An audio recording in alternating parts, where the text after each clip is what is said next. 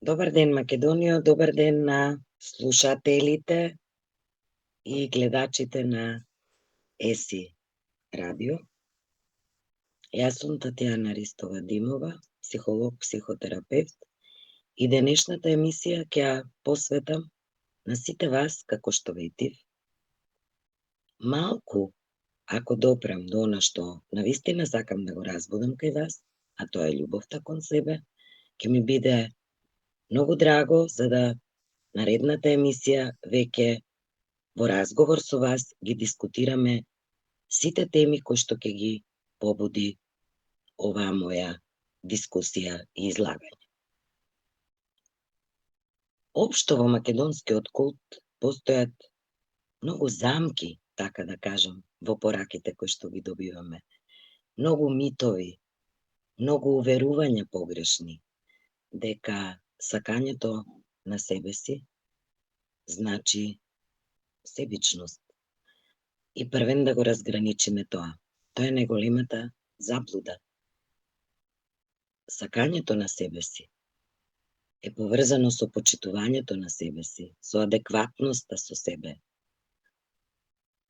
Се она што значи да градиме отвореноста кон она што значи растење и развој е многу различно и се дефинира како јас се сакам себе си, а се она кое што исполнува еден човек со неемпатичност кон другите луѓе, со поврзување со его, значи егоизам или себичност, со задоволување на сопствените потреби и кога загрозуваме други луѓе, влегува во оној скрипт за кој што дефинираме себичност.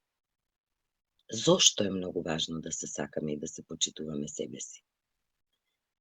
Секоја наша незадоволена потреба раѓа фрустрација, обично во детството. Кога не знае детето да канализира, да каже, да изрази одредени чувства.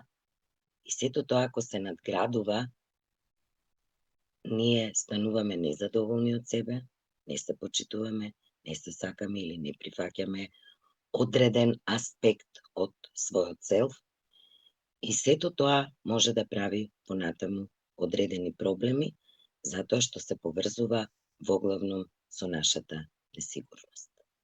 Се она што ние не прифаќаме од себе, знае да разбуди несигурност.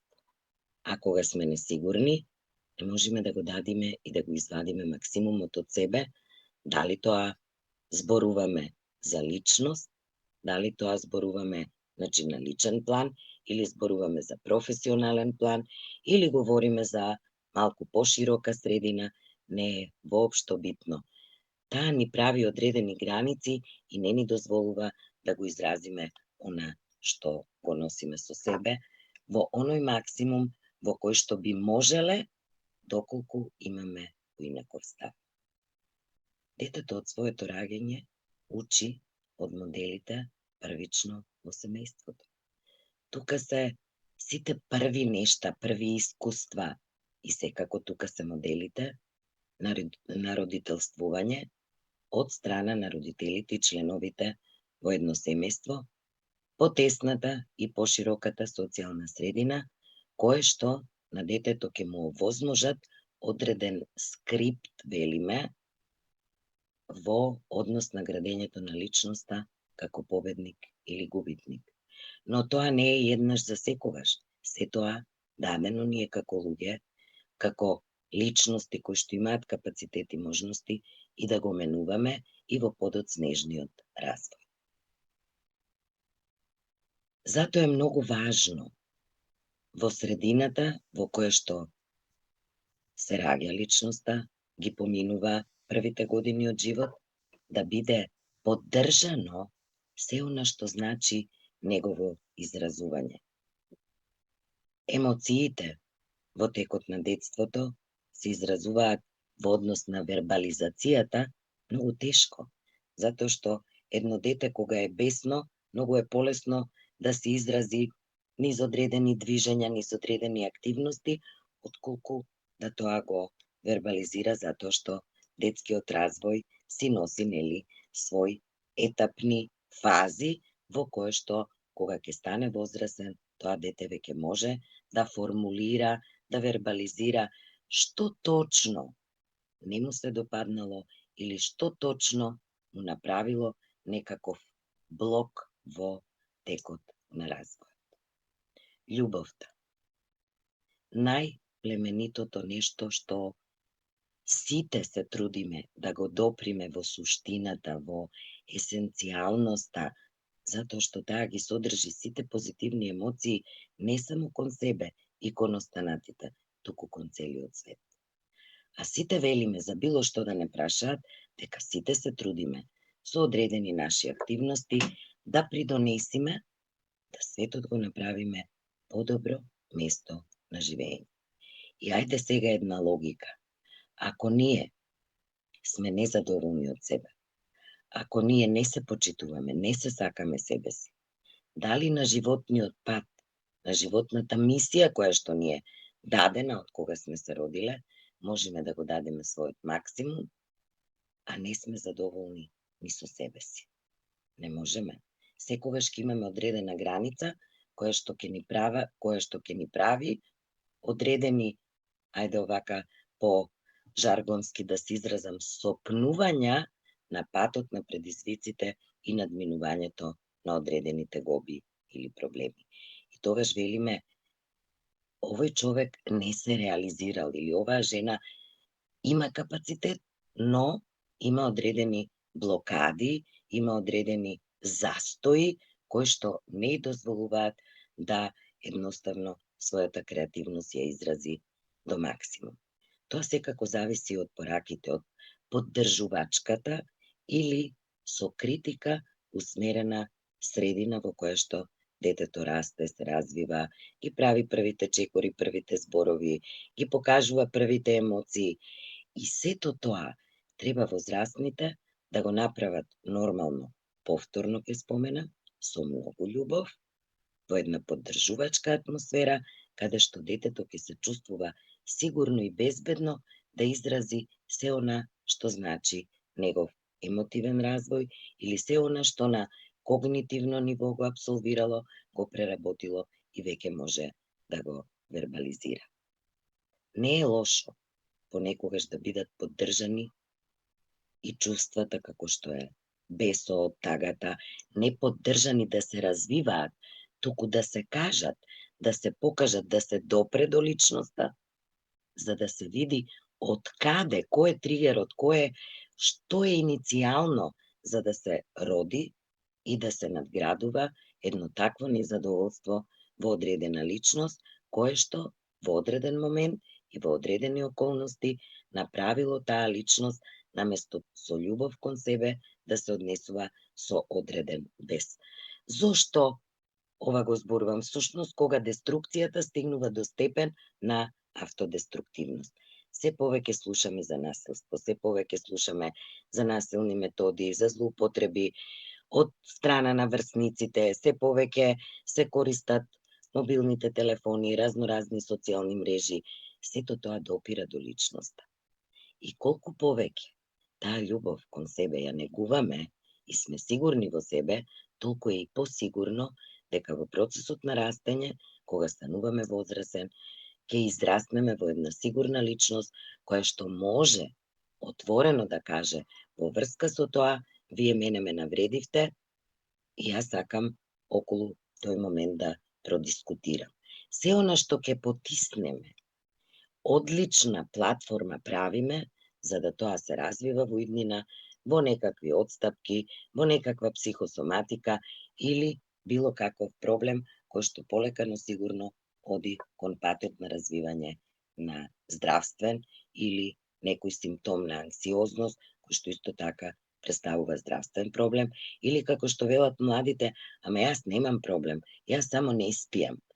И инсомнијата е еден од проблемите кои што и текако во модерното време го чувствуваат многу млади луѓе, а несоницата пак со многу други последици, влијајќи врз здравието на младите и на возрастните, води во некој други, да речем, одстапувања и од посериозен карактер кај личноста, затоа што со сигурност науката потврдува дека оној временски период во кој што треба организмот да се одмори, тоа време е упатено кон ревитализација на планот и на физиолошкиот дел на нашето тело, меѓутоа и текако и на нашиот умствен, односно психички, психолошки момент.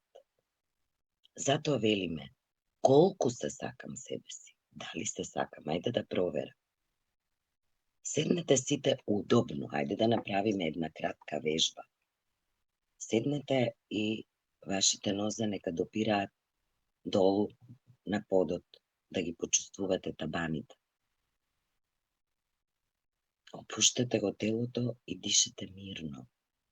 Една од работите кој што стимулира контакт со себе, за да точно направиме проценка кај сме во тој развој, во целиот тој баланс на космичко ниво, каде сме ние.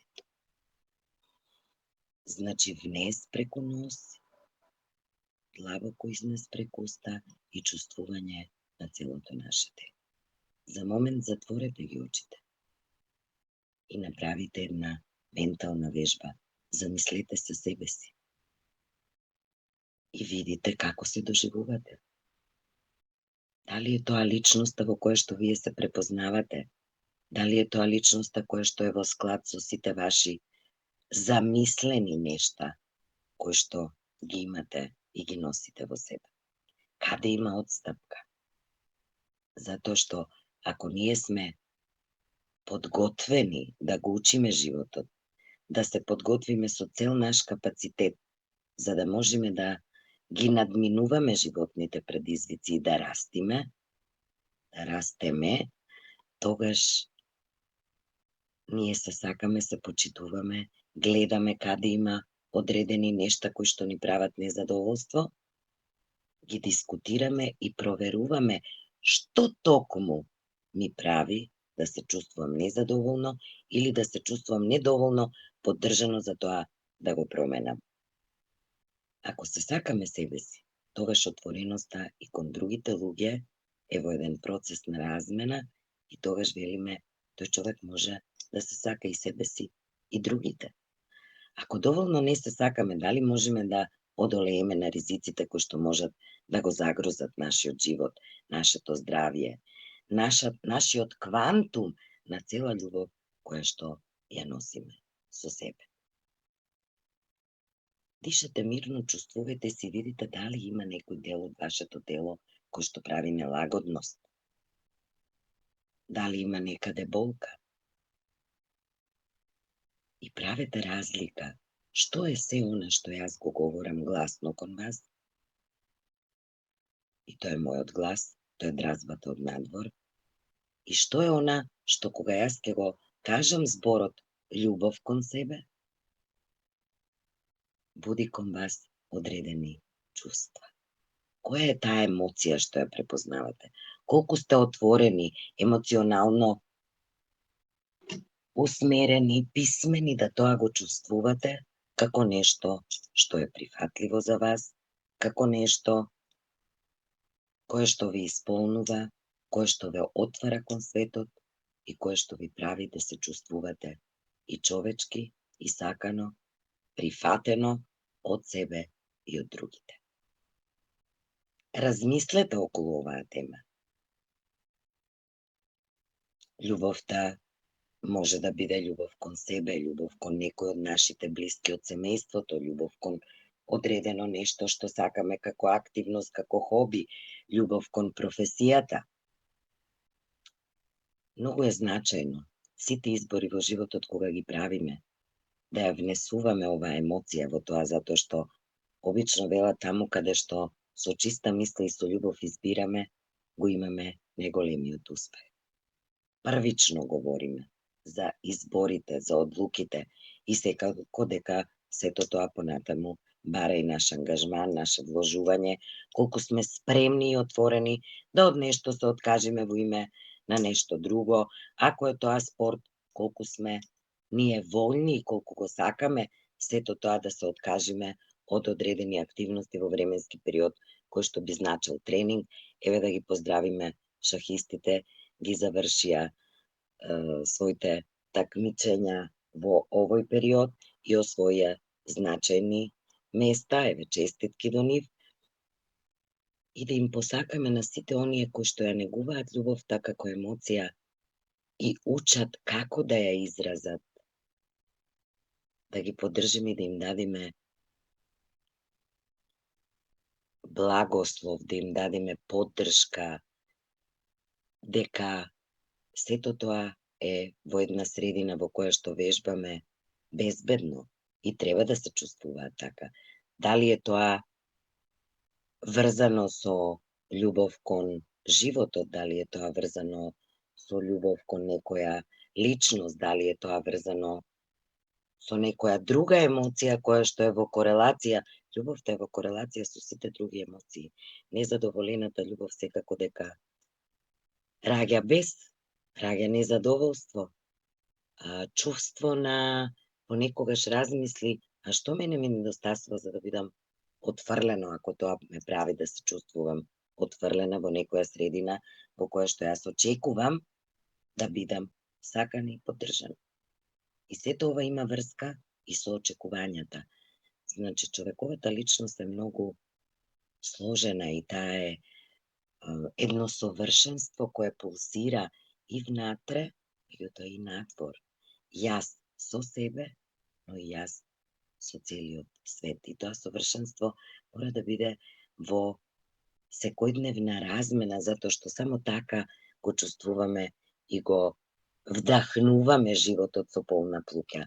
Воспротивно, ние ќе се ограничуваме, ќе се повлекуваме и сето тоа нормално дека ќе прави една во подолг временски период изолација која што нема да ни дава можности да ги изразиме сите оние работи кои што ги носиме можеби како капацитет во себе, а не сме биле во можност да ги апликативно размениме со останатите луѓе. Затоа е многу битно позитивните пораки во детството да бидат поддржувачка атмосфера. Објаснувањата, не забраните, не смееш тоа. Не, туку ако се работи за некој електричен предмет, се објаснува нели на детето зошто тоа така не треба да го направи. Или ако детето научило некои вербализации кои што содржат напад, критика, треба да му се каже дека може на поинаков начин да го изрази тоа чувство што го носи во себе за некој одреден настан или за некоја одредена личност и во крајна линија да се покаже како сето тоа би било најдобро и најбезбедно за таа личност да го направи. Од тука и се она што значи, нели има особено во детскиот развој во средините, во градинки, во основните училишта, деца кои што се звезди и деца кои што помалку луѓе опфаќаат и во дружбите околу себе, на пример, можат да вклучат. Не звезди, туку луѓе кои што имаат, туку деца кои што со својата харизма, со својата добрина направиле нешто добро и за другите деца, споделувајќи ја таа љубов и правејќи еден позитивен круг на дружење. За разлика од тоа, секако мора да бидеме свесни дека во одреден временски период, особено во пубертетот, агенсите на социјализација по својата динамика се менуваат и тогаш врсниците имаат многу поголема јачина во определувањето на одредени граници во кои што се движат однесувањата на оние деца, особено кои што се во пубертет, и понекогаш поддржувачката атмосфера и на деца кои што се агресивни па делуваат како јунаци или прават разноразни активности со своето однесување, навредуваат некого или покажуваат сила, прават една атмосфера во која што негативното однесување ќе биде водич на оној кој што ќе се препознава во него како лидер. И од тука, сушност, ни се појавуваат деца со проблем во одредени школски средини. Да го избегнеме сето тоа, можеме. умееме, знаеме. Затоа велам да почнеме од онаму од каде што тргнавме во емисијата. Што е тоа што јас очекувам од себе? Колку јас можам, колку сакам и колку можам, дали е тоа блиску, да тие граници ги поместиме, го доближиме тоа и се доведеме во една балансирана состојба во која што ќе ја негуваме љубовта наместо омразата. Отвореноста наместо ригидноста и на еден начин во кој што даваме размена, споделуваме, правиме пат во кој што сигурно се препознават и промените, и растот, и развојот, и се она што значи да се трудиме со целиот максимум да бидеме она што сакаме. Или барем поблиску до она што сме замислиле за себе. Токму во оваа насока би сакала еве сега да ве информирам, да ги информирам сите слушатели, дека тргнувајќи од важноста на сето ова, колку всушност таа љубов и треба да не чува, колку не ни буди стравови, колку не прави сигурни да се соочуваме со сите тегоби, деновиве сме веќе во интензивни подготовки со Жан Митрев клиника да го отвориме првиот референтен центар со седиште во Охрид, како референтен центар или инфоцентар за поддржување на пациентите кои што имаат било какви тегоби од било каков тип, да се избегнат сите лавиринти кои што знаат понекогаш да ни оневозможат да одредена процедура која што ни значи во се она што значи наша сигурност од аспект на здравствениот, психолошкиот момент, и дека некаде од 2 август ќе може било кој од сите оние заинтересирани кога ќе дојде во Охрид или да користи телефон и да искомуницира со мене за да се она што му е проблем во овој дел го поставиме отворено на маса и ја избереме најдобрата стратегија како тоа да се реши. Јас се трудам да се сакам себе си, ја сакам мојата професија, со љубов ја работам и затоа искрено верувам дека преку вежбата ќе допрете до себе и ќе се преиспитате колку е таа љубов кон вас отворена од себе, колку се сакате и се почитувате, и ако има некаде некои дилеми, некои размисли, некое незадоволство, во идната наша средба ќе го продискутираме. Ве поздравувам и ви посакувам убав, освен топол, секако е топол, убав и мирен викенд.